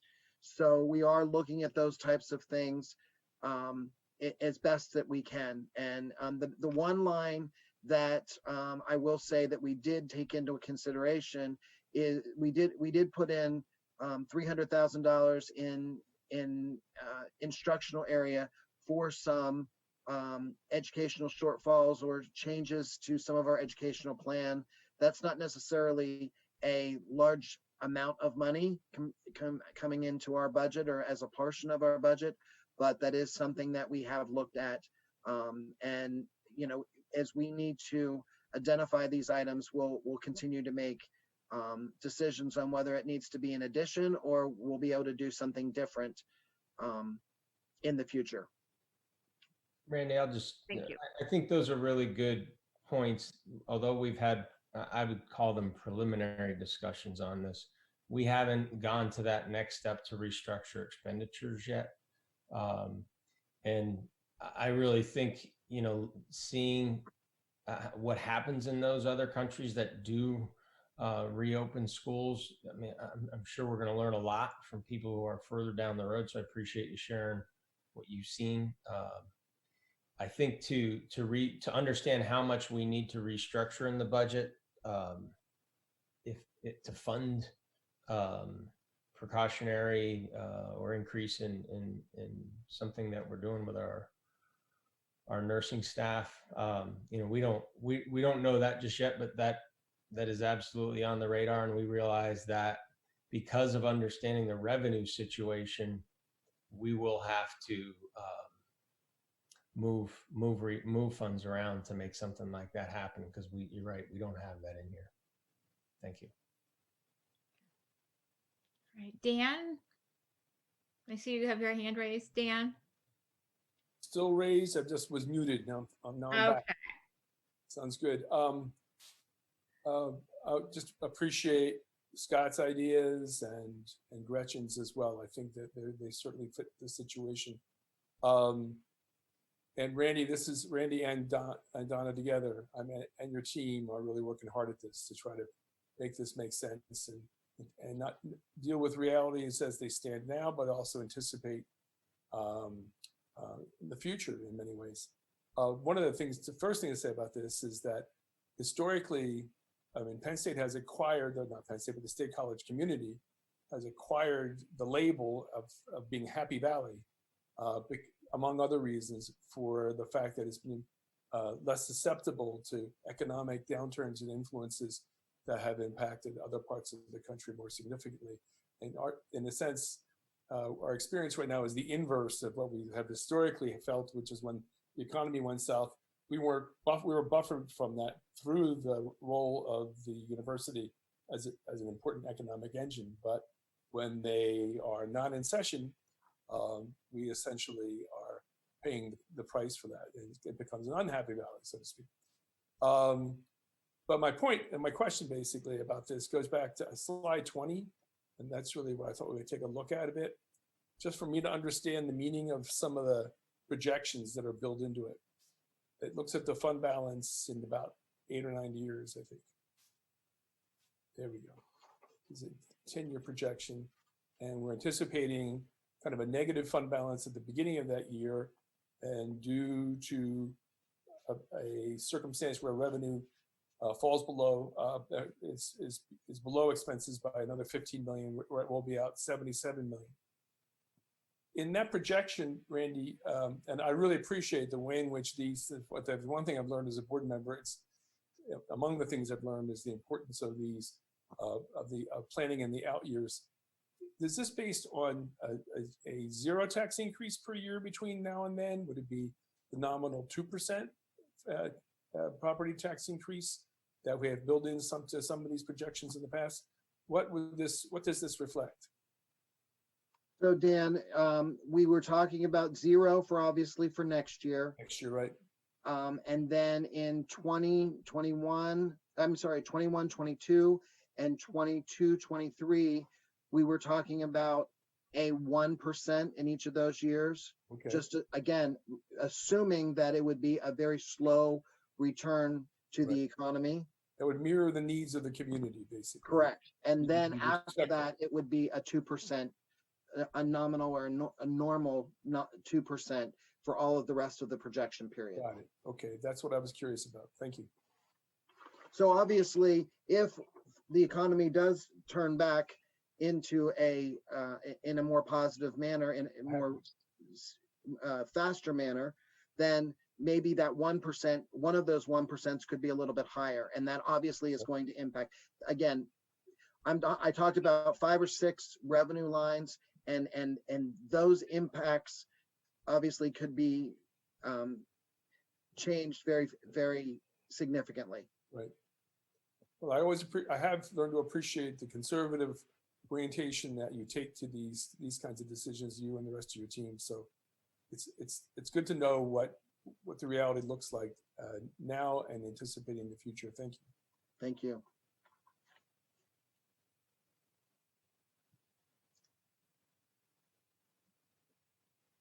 Okay. Jim? Sure. Thank you, Randy. Thanks for that presentation.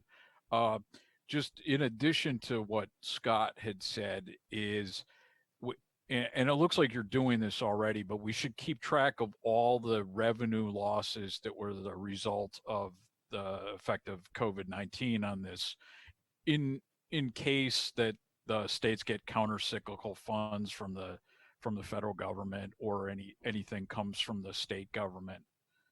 So just to make sure that we have a good tally of all of that, in case there's some funds to get reimbursed beyond the CARES Act or beyond Act 13, in the state. Okay. Thank you. Okay, Laura?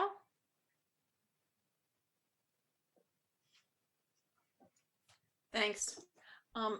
Yeah, just a couple things. With the delinquency rate, I recall a conversation with you earlier when you said that we actually, if I recall correctly, we actually do pretty well with delinquent taxes in our community, and is even if it goes down as low as projected now, and I appreciate the reasons for that projection. Is that still within, we don't like it, but within norms of a community?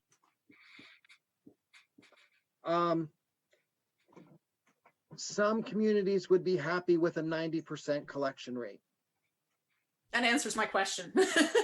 That's helpful. But I will say that if Penn State's not in session, I think in the it fall, shows. then I expect that we would reduce our delinquency rate below 95% as well. Well, but I think the fact that it is as high as it is, or as whichever way, whichever direction you want to put it, right, reflects the commitment this community has to our district.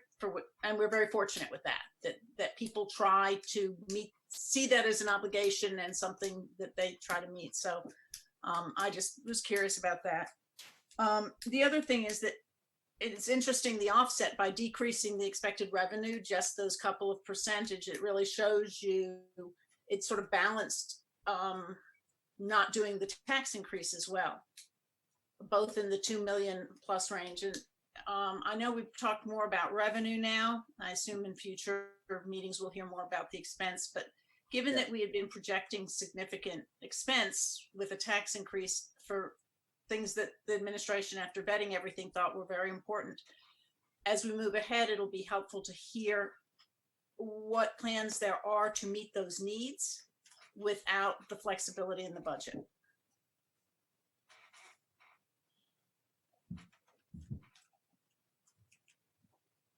I'm just writing a note so that I don't forget. Thanks. Thank you. Okay, other questions? I don't see any other hands raised, but any other questions?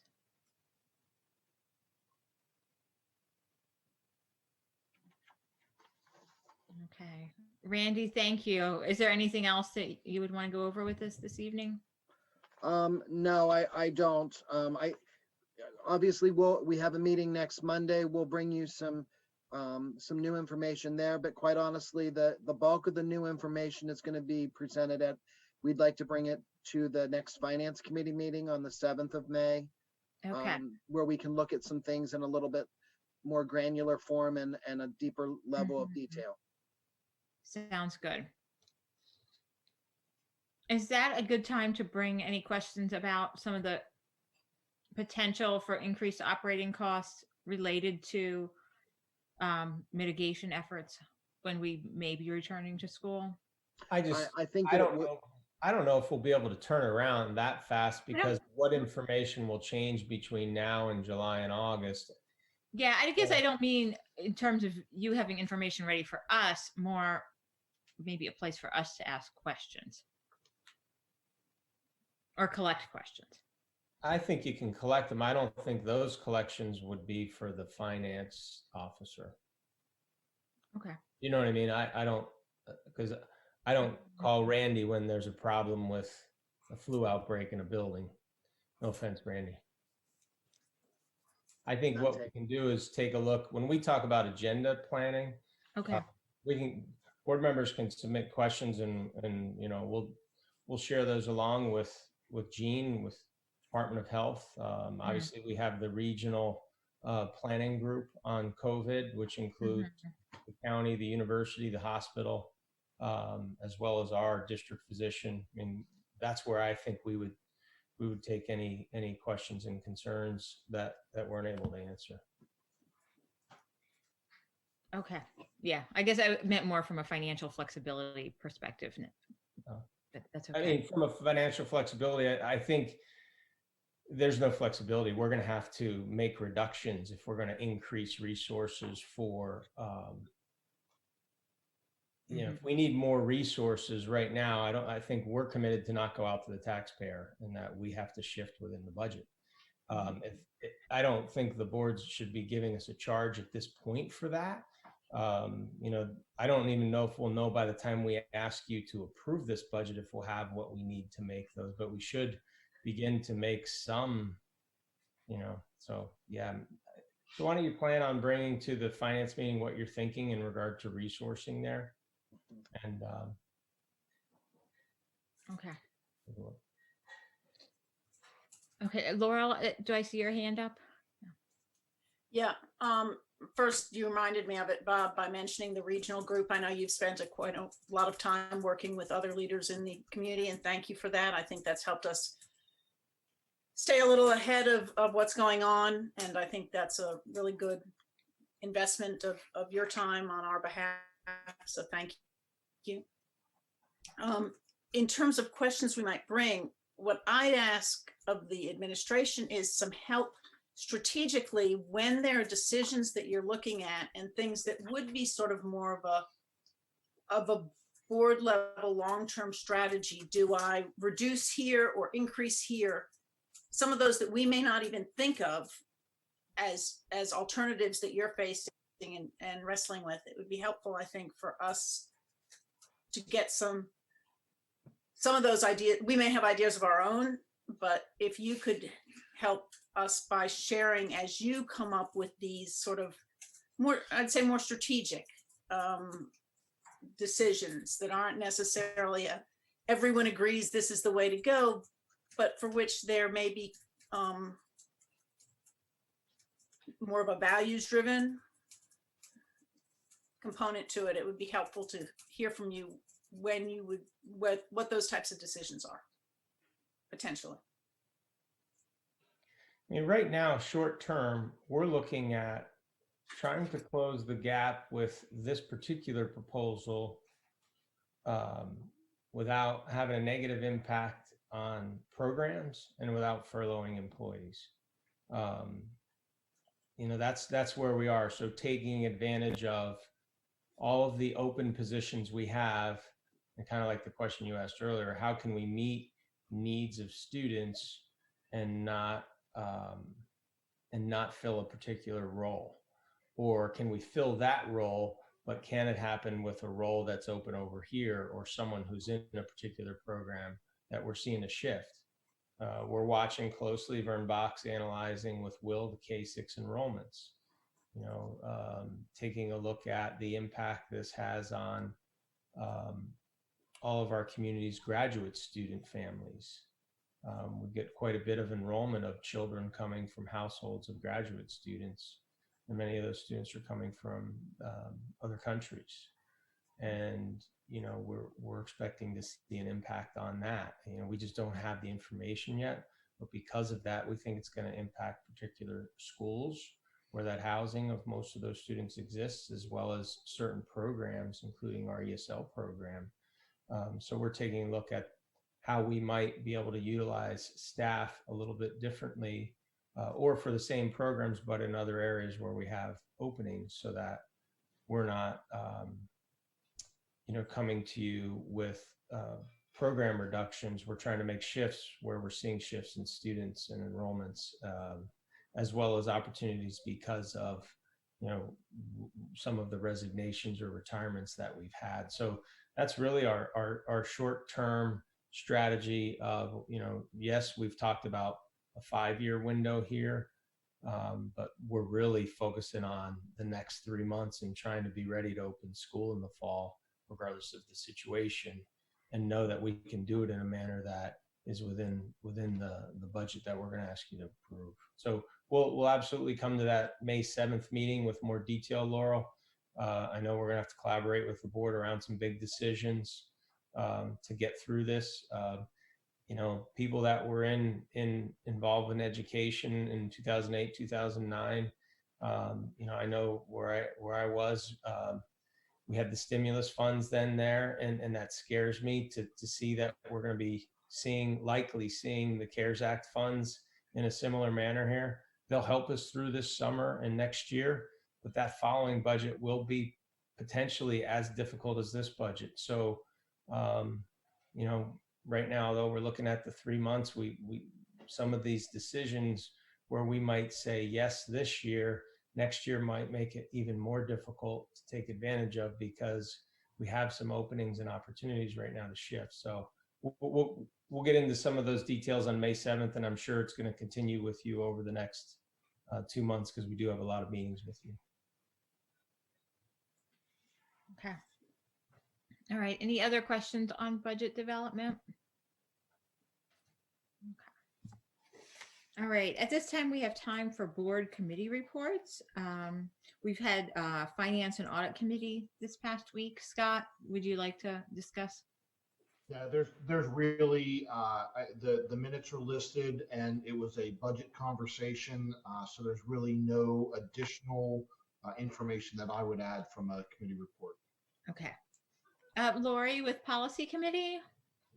Yeah, we talked about policy 216. That is going to be coming back to the board as an action item.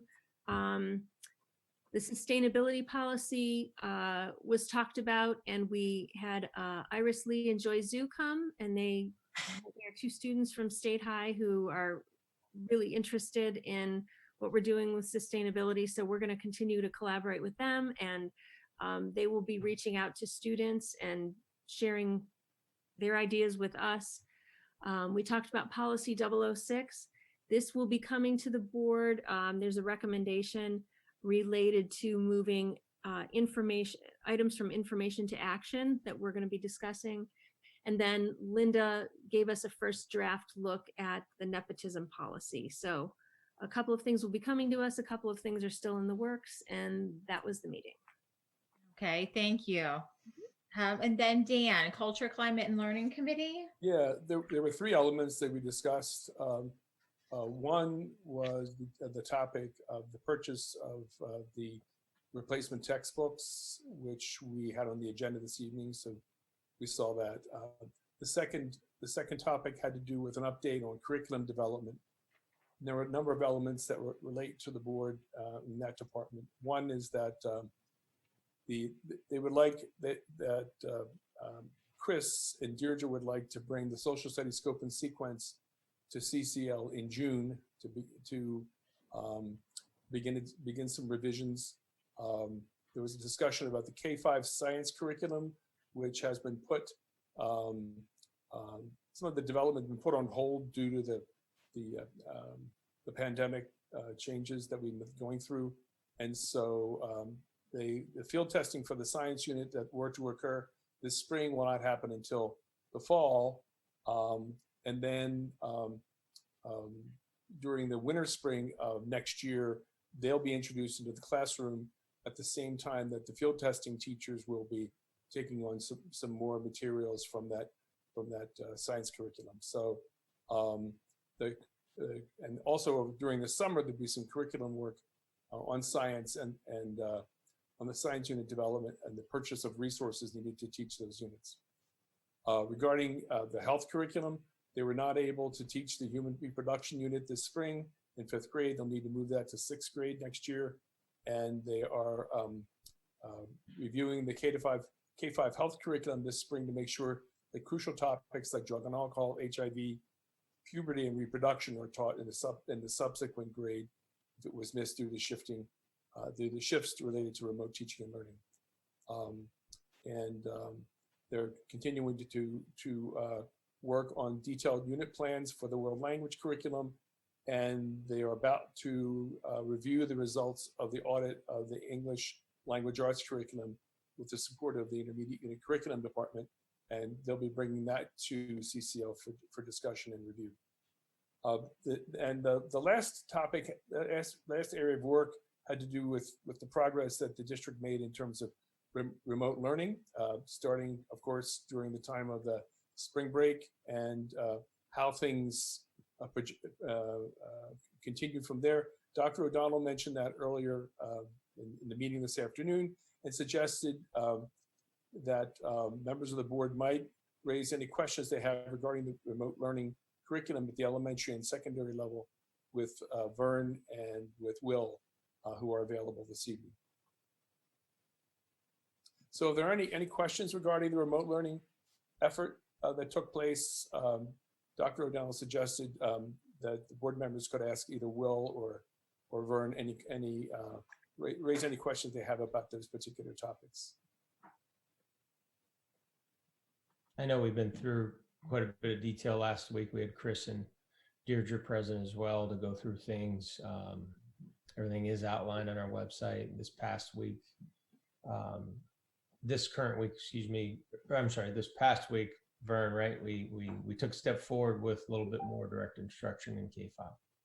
Yeah, that's correct. Started last week and then into this week. So a little bit more more of a toe in the water with the remote learning experiences for students at the elementary level. And the feedback that we've received has been very positive from folks, both families and faculty. Great, thank you. Happy to answer any questions you might have. I see Laurel has her hand up there.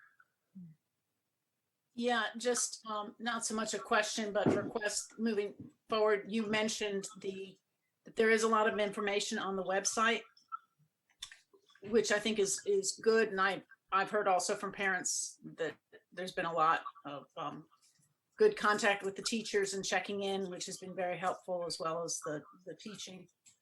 But I think it might be helpful. It would be helpful to the community to have a sort of more general presentation and update on what's been going on.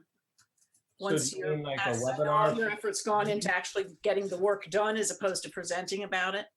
But as that begins to move on, that would be helpful. So do you mean like a webinar for the community, Laurel, or a presentation to the board?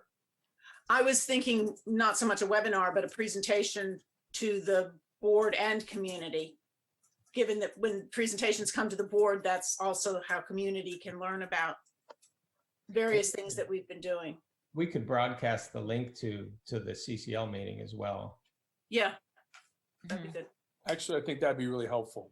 I think there was I had reviewed the material online regarding the remote learning initiatives, elementary and secondary, but the discussion that took place was really rich.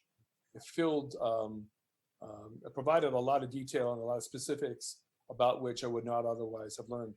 And to the extent that we could make that information available, obviously to the board, maybe to the community, I think that would be helpful. Yeah, that's a way to do it without recreating the wheel. That's right. A lot of work. It was good work. I mean, it was really a great review. I mean, it got to be so complicated. We'd started with the elementary review, and I got so caught up in that, I neglected to bring our attention to the secondary department. So, but the bottom line is, it was a very worthwhile discussion, and if we could make that available to us and to the community, I think that would be very valuable. Okay. Okay, so looking out to future meetings, we have Finance and Audit Committee on May 7th and the Facilities and Grounds Committee on May 14th. These meeting dates have been interchanged to aid the budget discussion at upcoming board meetings and should not have any impact on the Facilities and Grounds timelines. The school calendar has been updated with these meetings, and details regarding the Zoom connection will be shared for these meetings in the near future. So at this time, we have time for board reports. Any updates on board reports? Center Intermediate Unit, Dan? Yeah, it's been a couple of months, I think, since I have had the presence of mind to bring the information to our meeting regarding developments with the IU. I first want to announce that in March, that one of our major accomplishments was the appointment of a new executive director for the Intermediate Unit. Her name is Dr. Francine Endler. Will be joining us starting July 1st. And so we're very excited about bringing Dr. Endler on board, and the community of superintendents, the Superintendent's Advisory Council, and also the IU administration is really excited about Dr. Endler joining the organization. In the interim, until July 1st, we've appointed, the IU board has appointed Dr. Michelle Hammersley Quick and Mr. John Rice to serve as co-chief administrators during this interval until July 1st. We recently had an approval of the IU general operating budget, and our district approved that budget recently. Our district's board recently approved it, and almost all other districts in the IU had the chance to do that before we passed the GOB. But we got it. It was completed in time for it to be submitted to the state within the time frame required. The last thing to mention was that we had a review at the last IU board meeting regarding the work of the intermediate unit during the pandemic crisis, where they were working on continuity of education plans for IUCIU programs, including early intervention, the bridge program, incarcerated youth, itinerant teachers, and the development and delivery of itinerant instruction was enhanced in terms of, was restructured and reorganized in terms of continuity. And finally, the IU Curriculum and Innovation Department developed a series of free online professional learning opportunities for teachers, and there have been 3,000 participants viewing these programs online. So that brings us up to date. Okay, thank you. Hey, Dan, I just wanted to say thanks to all you've done there, what the board there at the IU has done to attract and bring Francine Endler into the IU is pretty exciting for our region. So nice job. Thanks. Thanks, Dr. O'Donnell. Next is National School Board Association and Pennsylvania School Board Association report. David, is there anything there? Sure. Well, first, NSBA, beginning of this month, we were supposed to have our annual conference in Chicago. For obvious reasons, that did not happen, which is a big source of funds for NSBA, so that puts them in a difficult situation. The other big news is they just recently hired a new executive director. That means that Tom Gensel, the former executive director of PSBA and former, current state high alum, will be moving into retirement. So that's kind of big news for us. PSBA, I want to remind everyone again about the Advocacy Day that will be happening on Monday, May 11th. And because that'll be a Zoom event of some kind, and we're still working out details, that's something that is, we're encouraging as many people as possible to participate in. And the other thing, of course, one more casualty, among other things, for PSBA is going to be the fall conference. It was just felt that this far out, it's too hard to know what's going on, and many districts are going to have a real hard time dedicating funds to sending people to it. And it just seemed like it just wasn't going to happen. So that, again, will be some sort of online opportunities there, but a lot of details will still be worked out.